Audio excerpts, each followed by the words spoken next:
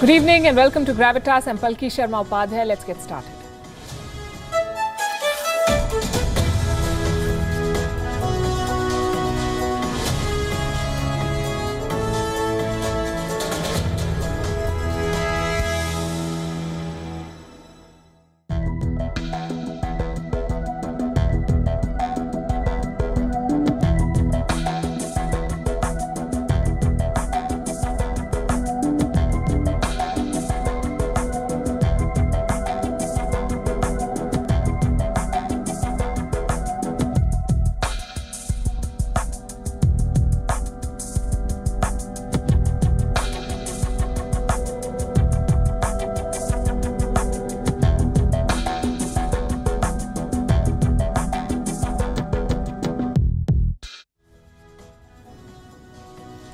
You must have heard of Squid Game.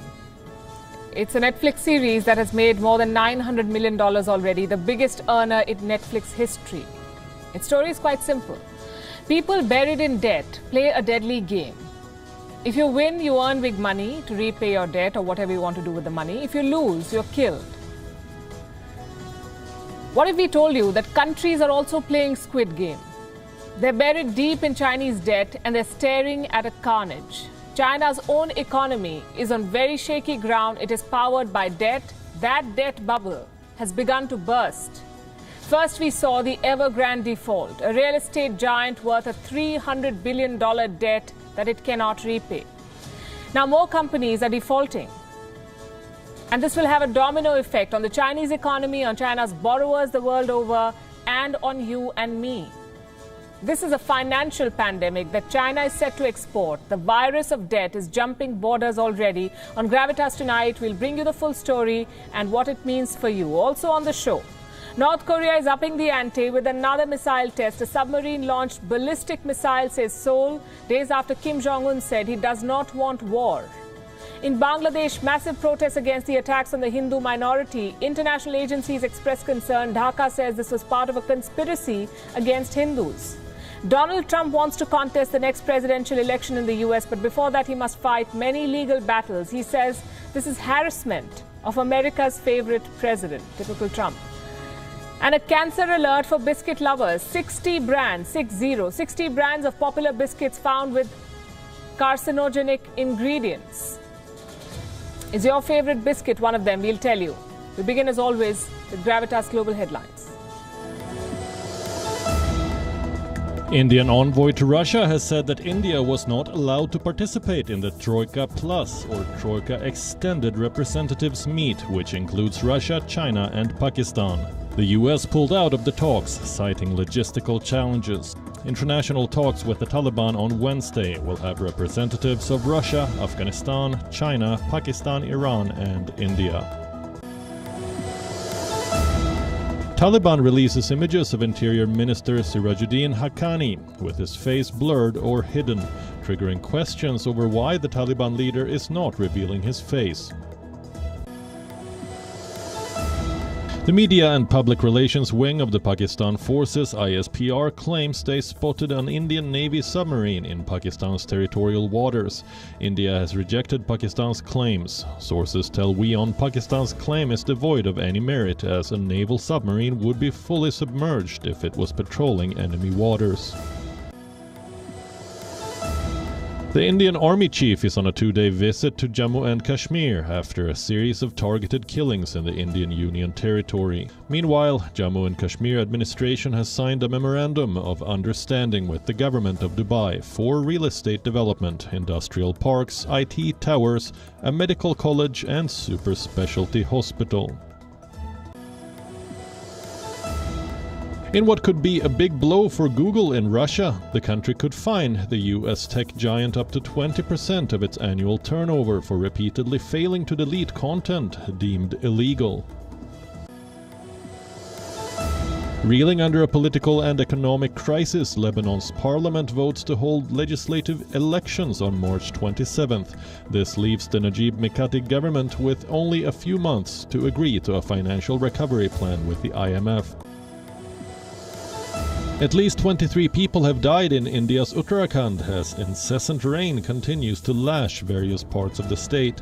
Dozens of houses have been damaged and several people are said to be trapped in rubble following cloudbursts and landslides. An international police operation seized 5.2 metric tons of cocaine with a street value estimated at $232 million on a yacht in the Atlantic Ocean. Players who have not been vaccinated against COVID-19 are unlikely to receive visas for January's Australian Open in Melbourne.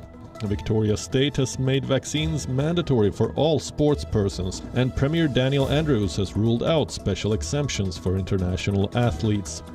World number 1 and record 9-time champion Novak Djokovic has refused to confirm either his vaccine status or his participation.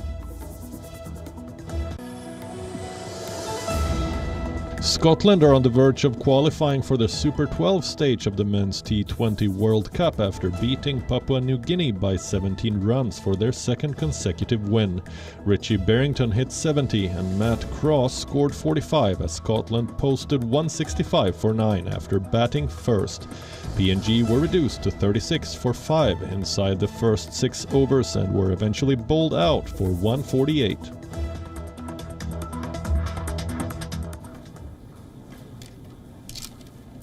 There is panic in the Chinese markets. Major real estate players are defaulting on their debt payments. It began with Evergrande. Now 3 more companies have run out of cash. Cynic Holdings, China Properties Group and Fantasia. All 3 have defaulted, just like Evergrande. But that's not the only story we're covering tonight. For a month now, we have been warning you about the next pandemic that China could export, a financial pandemic. The Chinese economy is like a house of cards. Its foundations are weak. Even one collapse could set off a chain reaction. Evergrande was that trigger. Now China's economic boom is unraveling. Its economy is fueled by debt and it's coming apart.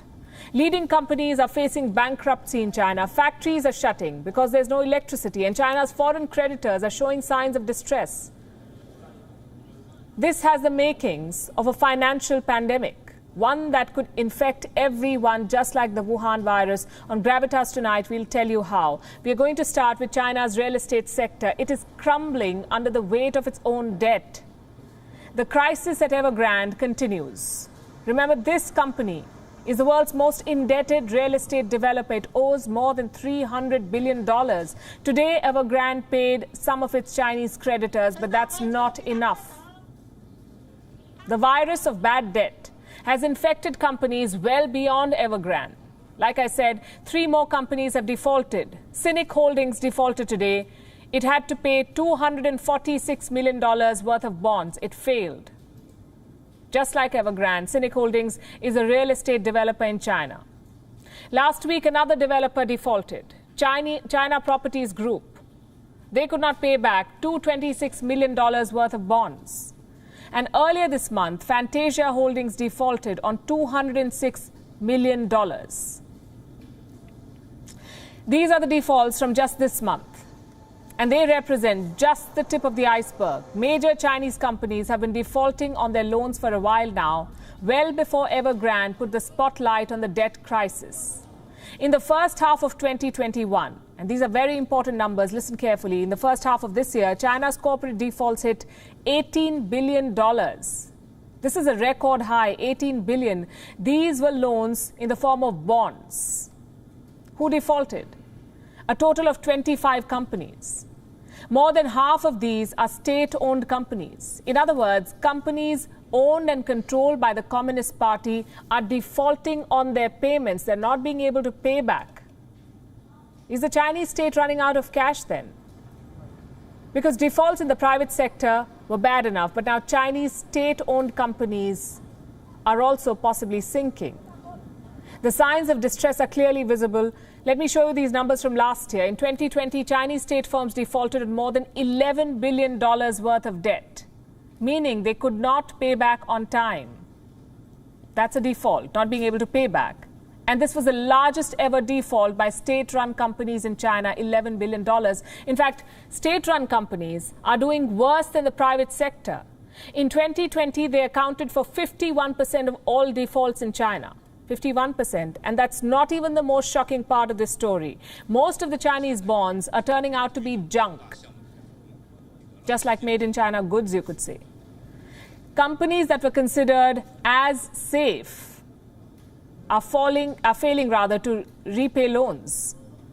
Bonds are the money, in fact, that a company borrows from the market. Now, last year, 82% of Chinese bonds with an investment grade rating defaulted.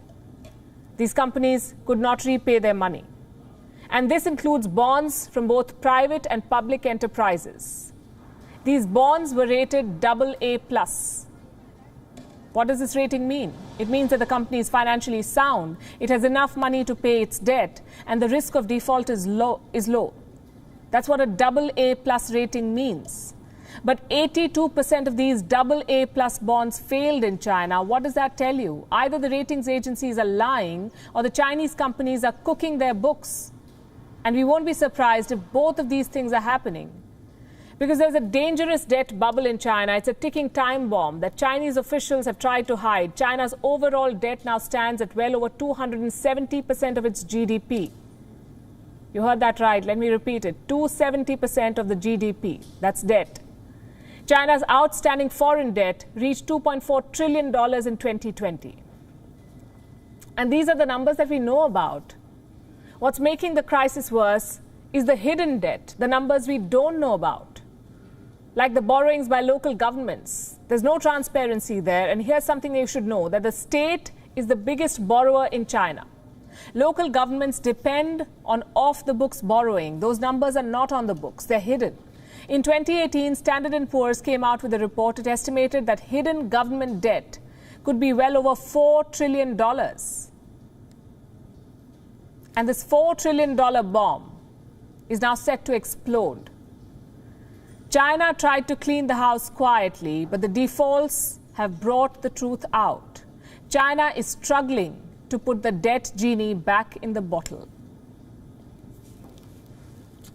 And here's something else that you should know about China. It's not Las Vegas. What happens in Beijing does not stay in Beijing. It spreads to our economy, to our savings, even our festival shopping. And this wasn't the case a few decades back. Think back to the SARS epidemic of 2003. The global economy was not disrupted when that happened, not like this, in fact. So what changed in 2 decades? China's economy. In 2003, China's share in global output was 8.5%. In 2019, it was 20%. That's more than twice. Same story with global exports. In 2003, China's share was 6.2%. Today, it's 14.7%. Again, more than twice. What do these numbers tell you? The Chinese economy is more integrated with the world today. That's good news for Beijing, but not so much for us. Any meltdown in China will have ripple effects. You will see stock market slide. Your holiday shopping could become more expensive. Your favorite gadgets may not be available. This is a problem that concerns all of us. But to what extent? That is the question. In 2008, when we saw something like this in the US, their housing bubble popped. Lehman Brothers, America's 4th largest investment bank, went bust. The whole world slipped into a recession. The question is, could Evergrande and company end up same? If China's real estate sector crashes, will it drag the world down? There's every indication it will. But how far will it drag the world? That is difficult to say at this point, because with Lehman Brothers, we knew the risks. We knew about their liabilities. We knew where their money was tied up and what the US government was planning to do with them. Basically, there was transparency. But with Evergrande, there's none of that. We are told that China will not bail the company out, but remember, this is not an official version. It is based on hearsay. Same with foreign exposure. There is no clarity on who owns Evergrande bonds. How much foreign money is tied up in Chinese real estate? Switzerland-based UBS has done some calculations, and here's what they found. China's offshore bond market has an outstanding debt of $209 billion. What is Evergrande's contribution to this? Around 19 billion. In other words, a 9% exposure to the offshore bond market. This is what they borrowed from outside China. And we are talking about big ticket investors like BlackRock, the world's largest asset manager, the Ashmore Group, HSBC, Goldman Sachs. These are multinational players. If they lose money in China, trust me, you will feel the pinch. The global markets will feel the pinch. Plus, there are numbers. These numbers are in fact estimates. China will never reveal the true extent of foreign disclosure. So what happens if the Chinese debt bubble goes pop?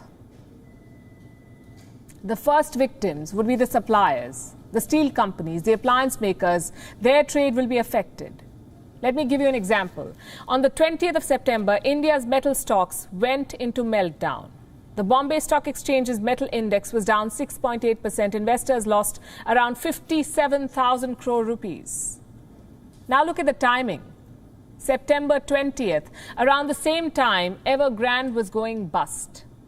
We're talking about a chain reaction here. Real estate makes up 29% of the Chinese economy. If real estate falls, China falls, and that means trouble for the whole world.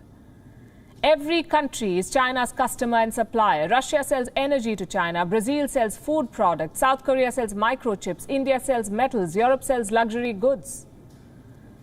China's total imports are worth more than $2 trillion. If there is a financial meltdown in China, these imports will fall considerably. It's simple economics.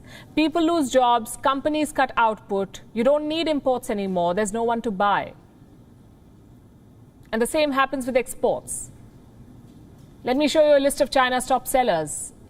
Electrical machinery, 27.4%. Computers, 17%. Plastics, almost 4%. Vehicles, almost 3%. Toys and games, almost 3%.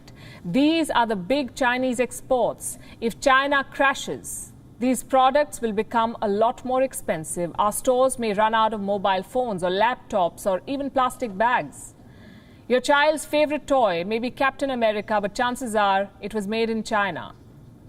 And this is why you should care about China's debt crisis. I know the economics is complicated. I know bonds and bailouts are not easy to grasp for a layperson. But think of it this way. Your neighborhood has one big store. It produces everything. It sells everything. It supplies to smaller stores. Now imagine that big shop, the big shop owner goes broke. He's running out of money. Not only does the big shop shut down, the smaller ones also run out of goods. What can you, the consumer, do then? Maybe find new shops outside your neighborhood. They'll be more expensive, but what option do you have? And this is what a Chinese economic meltdown could look like for us. The collateral to Beijing's opaque rise. We'll call it the Great Fall of China. And China's fall, like we just showed you, will bruise the whole world. China has lent billions to governments around the world. A lot of these loans were given in secret.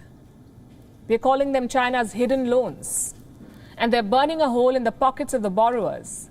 If China's economy collapses, these countries will all suffer. And that's just part of the problem. Hidden debt hurts all of these countries. Let me give you the example of Indonesia here. Indonesia wanted to build a railway line. So it borrowed money from China. It was a very bad idea. Indonesia is learning the hard way. It took $4.5 billion from China for this railway line. The project was launched in 2015. 6 years later, the cost of the project has shot up to well over $8 billion. From $4.5 to $8 billion, almost double of what was initially agreed. Now, what do? You cannot abandon the project midway. So Indonesia is dipping into its own state budget to pay for this railway line. And this could be just the beginning of its troubles. Most of the money Indonesia has borrowed from China is off the books. It is hidden debt. It is not reflected in official books. Officially, Indonesia owes China close to $5 billion. Unofficially, Indonesia reportedly owes China close to $23 billion. That's $18 billion of hidden debt. 78% of Indonesia's debt to China is hidden. Who took these loans? Indonesian government entities. And these are very risky borrowings. The loans were given without sovereign guarantees, meaning if the borrowers go bankrupt, the Indonesian government will face pressure to bail out. They will have to pay that money. It's a trap. And Indonesia is not the only country caught in this Chinese trap. 165 countries across the world have borrowed money from China. How much money are we talking here? At least $385 billion. Most of these loans are for Xi Jinping's flagship project, the Belt and Road Initiative. Out of these 165 countries, 42 are at high risk. They owe more than 10% of their GDP to China. Imagine that, a country owing more than 10% of its GDP to China. The scale of the problem is alarming. Global agencies like the World Bank and the International Monetary Fund are unaware about this because China has kept these borrowings hidden. Why would China hide the money it lends to the world? Because China lends heavily to unstable states and weak economies. It lays that trap. I'm talking about countries like Iraq. Iraq has borrowed close to $9 billion from China. North Korea has borrowed more than $7 billion. Ethiopia, close to $7 billion. Russia, $151 billion. Venezuela, almost $82 billion. These countries are either authoritarian regimes where corruption is rampant and accountability is zero, or they're caught up in major civil unrest. This is the perfect recipe for more defaults, meaning they may not be able to pay back the money they borrowed from China. And it's already happening in some places. There are already signs of distress. 35% of all Belt and Road projects are facing serious troubles. They have been marred by corruption scandals, labor violations, environmental hazards, public protest. And we know who tops this list of failed projects: Pakistan. It has 10 projects that have been hit by scandals, controversies, and violations. They're worth well over $5 billion. All of this money could go down the drain. By the way, India too figures in this list of countries that have borrowed money from Chinese institutions. Between the year 2000 to 2017, India is said to have borrowed close to $9 billion. Borrowings of such a massive scale cannot go unregulated. China cannot be allowed to keep lending from the shadows. Global regulators must step up their vigilance on Chinese loans. Otherwise, they could be forced to deal with an unprecedented economic crisis, one that will catch the entire world off guard. With the great fall of China, you could see many other economies collapsing. And talking about catching people off guard, here's someone who specializes in it. North Korean leader Kim Jong-un. Does he want talks or does he want war? Nobody knows. Earlier today, North Korea tested a new kind of ballistic missile, one that can be launched from a submarine. How does this change the balance of power in the Korean peninsula? Is it the end of America's denuclearization efforts? Our next report tells you.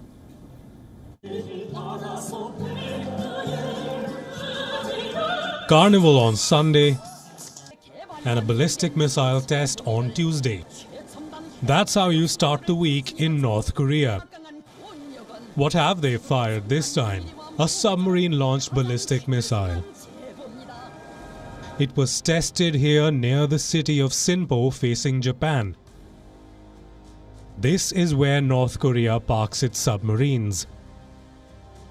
Reports say the missile flew about 450 kilometers and reached a maximum altitude of 60 kilometers, enough range to strike both South Korea and Japan.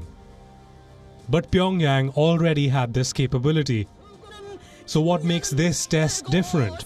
It is an additional option. If the North's land-based nuclear sites are destroyed, they can fall back on the submarines. Plus, firing from underwater makes it harder to detect missiles. How is South Korea responding? With some showmanship of its own. Seoul is hosting its largest ever defense expo. 440 companies, 28 countries, 79 types of aircraft, and 68 artillery equipment, a lot of firepower. The Korean arms race is definitely heating up, and caught in the middle are the US and Japan. Japanese Premier Fumio Kishida condemned the tests. He says all options are on the table, including strikes on the enemy base.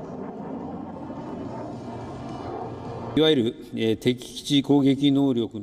have instructed this government to consider all options, including the so-called enemy-based strike capability. It will drastically strengthen our defense capabilities as the Kishida administration is determined to protect our land, territorial sea and airspace as well as the people's lives and assets, no matter what. Does this mean the end of diplomacy? Not yet. The United States is still hoping for a miracle. They are ready for direct talks with North Korea, no conditions attached. The U.S. continues to reach out to Pyongyang to restart dialogue. Our intent remains the same. We harbor no hostile intent towards the DPRK, and we are open to meeting with them without preconditions. Even as we remain open to dialogue, we also have a responsibility to implement the UN Security Council resolutions addressing the DPRK. North Korea's policy depends on their supreme leader's mood swings. Last week, Kim Jong-un said he had no intention of war. Today, he fires a ballistic missile. Is Pyongyang seeking attention, or does it actually feel threatened? Answering this question will be key to America's denuclearization talks. Bureau Report, WION World is One. Let's talk about Donald Trump now. He's more than hinting at a 2024 presidential run. His ratings are better than Biden's as of today, but the road ahead for him is full of legal hurdles. Ever since Trump left the White House, he's been fighting a series of legal battles, criminal and civil lawsuits that continue to grow. Some stem from his old business dealings before he became the president. Others are defamation cases from the women he allegedly assaulted. And then we have criminal probes over his attempts to overturn the 2020 election. The hearing for one such case was held on Tuesday. It dates back to September 2015, a year before Trump became president. What's the case about? An assault, not by Trump, but his security guards. They apparently attacked a group of demonstrators who had gathered outside Trump's office. They were protesting against his remarks on Mexicans. First, let's tell you what Trump had said then.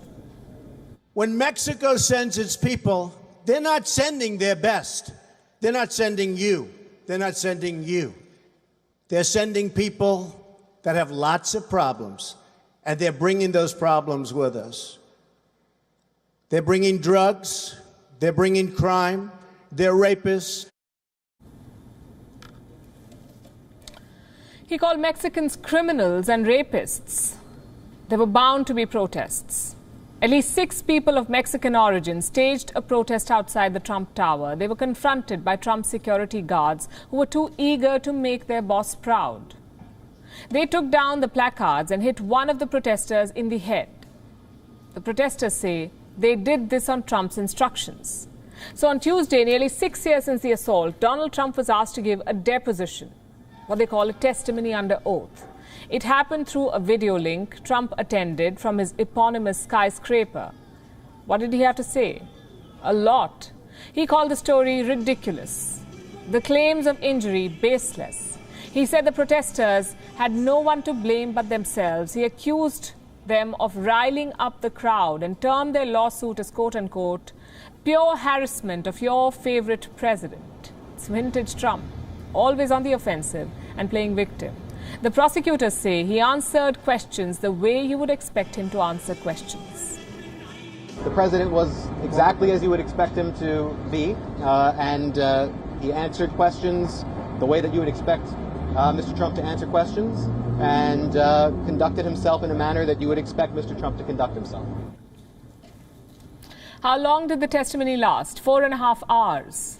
How many charges did Donald Trump deny? All of them. So what happens now? The testimony will be presented to a sworn jury, which will then deliver its verdict in the case. Donald Trump may get away with this case, but he's still fighting many more. There are at least 10 other lawsuits against him. Some of them could severely impact his political fortunes. He's no longer in the White House, remember. He lost the immunity that he had as president. So an actual conviction could be detrimental to his future. Let's look at the cases that he's fighting. There's a defamation case by journalist Elizabeth Jean Carroll. She accused Donald Trump of sexual assault. Trump accused her of lying. She filed a defamation lawsuit. Last we checked, the case had moved to a federal court. Then there's another civil defamation suit. This one's by Summer Zervos, a former contestant on Donald Trump's infamous TV show, The Apprentice. She too accused Trump of sexual misconduct. Trump responded by accusing her of lying to benefit the Hillary Clinton campaign. The case was on hold till January 2020. It has now reached the New York Court of Appeals, which is the highest state court in New York. Next, Trump faces a fraud litigation by his own niece, Mary Trump. She has accused her uncle of defrauding her of millions in an inheritance dispute. Last we checked, the case was pending in a New York state court. Then there's a civil suit filed by the Attorney General of Washington, D.C. This is about the misuse of non-profit funds, money that was meant for Trump's inauguration as president. The Trump family has been accused of using these funds in their family business. In February this year, Donald Trump Jr. was asked to testify. The case is still on. And then there are at least 3 cases against Trump over the U.S. Capitol riots, the ones that took place on the 6th of January. 2 cops have sued him for the injuries that they sustained. 7 more have accused him of orchestrating the riots, and at least 10 lawmakers have accused Trump of conspiring to overturn the election. What is Trump doing? Well, he's suing the investigators. Trust him to do that. He's filed a lawsuit against the House Select Committee saying what?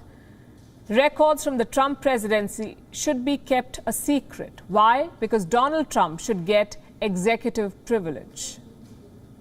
It's going to be a long, thorny and dramatic battle. We'll keep you posted. For the moment, let's turn to what's happening in Bangladesh. After days of violence against Hindus, the civil society has come together to send a message to the Islamist fundamentalists of the country. On Monday, the students of Dhaka University carried out a protest march. They were joined by students and teachers from various other institutions in Bangladesh. They almost brought the city to a standstill by forming a human chain near a crucial intersection. From here, they made 5 key demands: ensuring the highest punishment for perpetrators, ensuring compensation for the victims, repairing the damaged temples, forming a minority protection commission, and allocating 15% of the national budget for minorities, and turning the Hindu Welfare Trust into a foundation. They say they've sent a memorandum regarding this to the office of Bangladesh's Prime Minister. The protest lasted several hours. It also saw the participation of several Hindu groups. They brought banners that read, "Save Hindus." They raised slogans calling for an end to communal attacks. They also warned that if the government fails to take any action, they will bring the country to a halt. Why are the Hindu religious minorities being attacked under the rule of a non-sectarian secular government? This is simply unacceptable. Today, we've organized a human chain and protest event at Shahbag. If the government fails to take any action, we'll declare tougher movements that will bring the state to a halt. So what action has the Bangladesh government taken? Well, last we checked, it had filed 71 cases, arrested 450 suspects, but it's yet to track down the key conspirator. Bangladesh believes the killings were pre-planned, that they were the result of a conspiracy. Who was behind the conspiracy? Dhaka has asked social media giants for cooperation to find out. But the lapse in preventing the killings, the delay in tracing the culprits, is inviting criticism from all quarters. I have some statements. This is from Mia Seppo, the UN resident coordinator in Bangladesh, who has said, and I quote, "Recent attacks on Hindus in Bangladesh fueled by hate speech on social media are against the values of the Constitution and need to stop. We call upon the government to ensure protection of minorities and ensure an impartial probe." Amnesty International has also spoken. This is what they said, and I'm quoting, "Reports of a spate of attacks by angry mobs against members of the Hindu community, their homes, temples and puja pandals during the country's biggest Hindu festival are symptomatic of the growing anti-minority sentiment in the country." ISKCON International Society for Krishna Consciousness, which lost 2 of its members during the violence, has also called upon Bangladesh to take swift action On the 23rd of October, it plans to organize protests in every country it operates in. There's a statement from the US State Department too. It says, freedom of religion or belief is a human right. Every person around the world, regardless of their religious affiliation or belief, should feel safe and supported to celebrate important holidays. Now, most of these statements may be diplomatic, but they're also very significant. The attacks in Bangladesh have caught the world's attention. They've raised fears about the safety of Hindus in this country. Just look at the scale of the carnage that took place. Between the 13th and the 17th of October, multiple incidents of violence and vandalism were reported across Bangladesh. 4 puja pandals were attacked in Kashempur. 3 temples were attacked in Ghazipur city. 7 temples and pandals were attacked in Charsita and Lakshmipur. Homes of 200 Hindu families were looted in Cox's Bazar. 5 temples and pandals were targeted in the Jessore district. 3 temples vandalized in the Barisal district. Another temple was attacked in the Rajbari district. 2 more in the Faridpur district. 3 more in the Satkira district. Plus, there were many more cases of loot, arson and vandalism. The violence may have subsided for the moment, but the attacks have left an indelible stain on Bangladesh's reputation of being a progressive country. Let's turn to Saudi Arabia. The kingdom is preparing to host their first ever Grand Prix. The 3-day event will be held in December. Preparations for it are on in full swing, but in Saudi Arabia, preparations also mean drawing up a new list of restrictions. The kingdom has published a long list of do's and don'ts for those flying in. Visitors have been prohibited from wearing sleeveless clothes, shorts, low backs. There's also restriction on how much makeup you can wear and how much PDA or public display of affection visitors can indulge in. Our next report runs you through the list.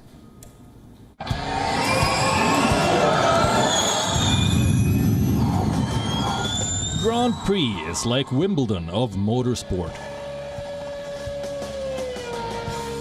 When going to the paddock, you are expected to dress like a diva. Solids, stripes, low backs, LBDs, whatever works for you, whatever prepares you for the rolling cameras, whatever appeals to the shutters at pre- and post-race events.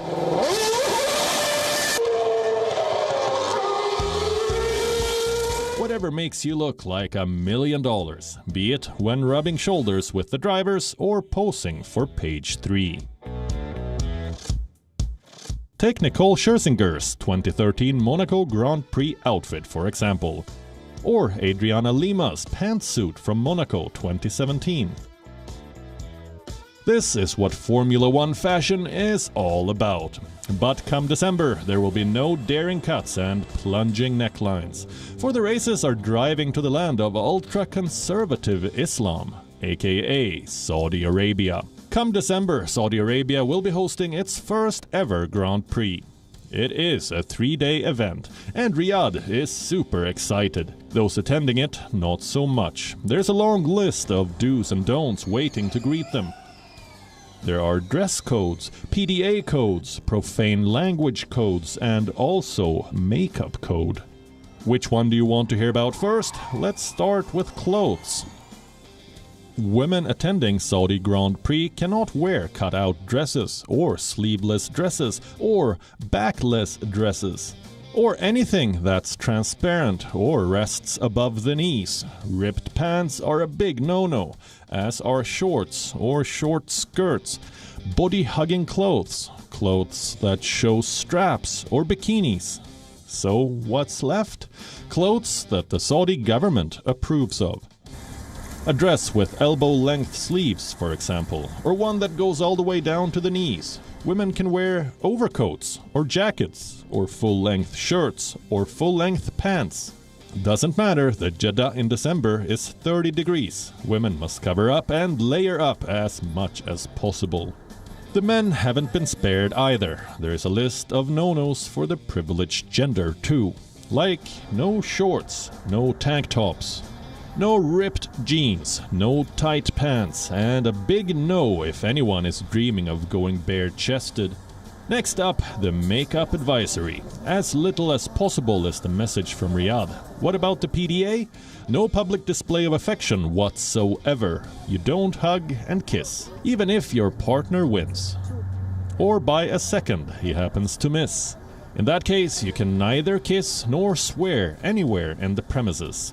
Who all are expected to abide by this rule book? The teams, pit crews, engineers working in garages, journalists, visitors, literally everyone flying down to Saudi Arabia for the Grand Prix.